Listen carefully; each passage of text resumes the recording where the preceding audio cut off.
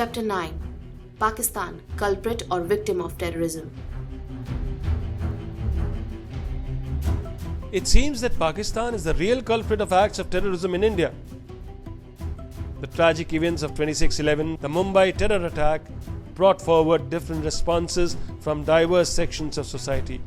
One most common is that since the terror groups are based in Pakistan, the attack should be launched on Pakistan to wipe out the training centers located there.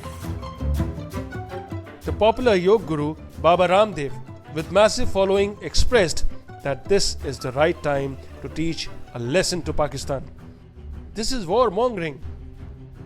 Pakistan President Asif Ali Zardari, in an article in New York Times, argues that the terror training camps located in Pakistan were propped up and supported by United States to train the terrorists to fight against the Soviet occupation of Afghanistan during the Cold War era.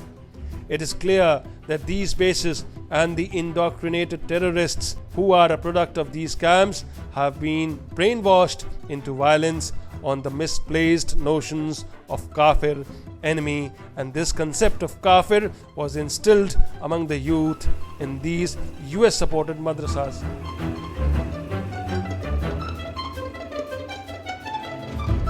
While United States had been the major mover of the policy of indoctrination of Muslim youth on the path of terrorism, Pakistan's military and mullah complex was also responsible for letting this happen in its own soil. Mullahs were very appreciative of this version of Wahhabi Islam, which was used to indoctrinate the Muslim youth. Saudi Arabia was also encouraging and supporting it.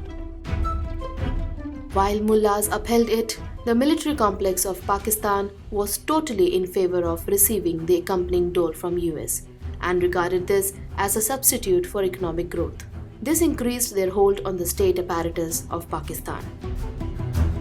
For the rise and growth of this despicable terror groups, Pakistan's role has been crucial as its military mullah complex, the controllers of policies in Pakistan, benefited from this policy as social political groups. So, while the civil society of Pakistan and democratic elements in Pakistan were not a part of this scheme of things, the ruling sections of Pakistan that time, the military mullah complex is fully to be blamed for the rise of terror groups, which were to be the great tormentors of peace in the region. I don't think attacking Pakistan will help the matters. I agree. The Frankenstein's monsters created for pursuance of political goals are easy to produce and difficult to control and eradicate once their political utility is over. Khalistanis were similarly promoted to go more and more into extremism. Sikhism was invoked as a cloak for this politics. Later, the same monster turned against the forces which aided in their creation. Not surprisingly, Al-Qaeda clones later turned their guns against their creators and others. US imperialism is capable of creating monsters for its political goals, and then these elements continue to do the dirty tricks in times to come.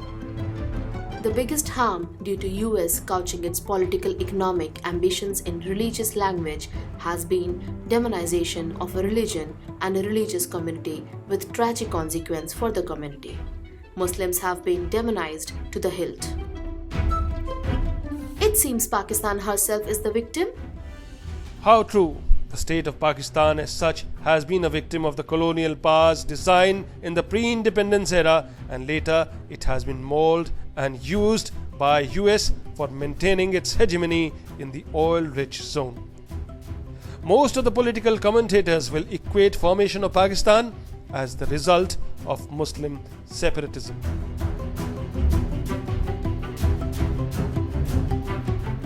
The fact is that the British policy of divide and rule encouraged the Muslim and Hindu elites to put up two-nation theory, which was initially theorized by Savarkar.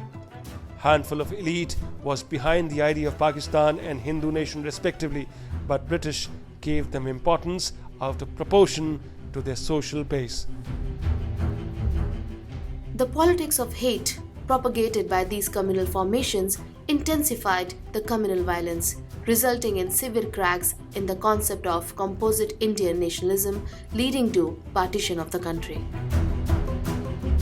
More than Muslim League, it was British design of having a long-term control in the region that resulted in formation of Pakistan. Hindu communalists have to share the equal blame, as they also said that nationalism is based on religion, that there are two nations within the country and that Muslims have to be subordinate to Hindu nation.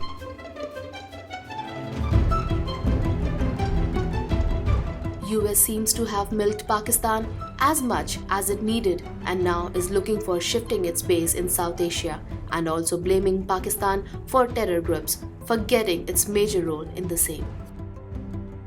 The need is that of a joint endeavour by both the democratic governments to honestly investigate the Mumbai terror attacks to punish the guilty. If possible, India should take steps which strengthens Pakistani government in its own battle against the army and mullahs. This strengthening of democratic process will help India as much as Pakistan, if not more. One can see the change in the language of Pakistan government since the military is cooling its heels in the barracks and democratic process has taken over the centers of power. One hopes the Indian government does not fall into the trap laid by Pakistani fundamentalists and is able to overcome the exhortation hysteria of sections calling for blood of Pakistan in the act of blind revenge, while ensuring that terror acts are controlled.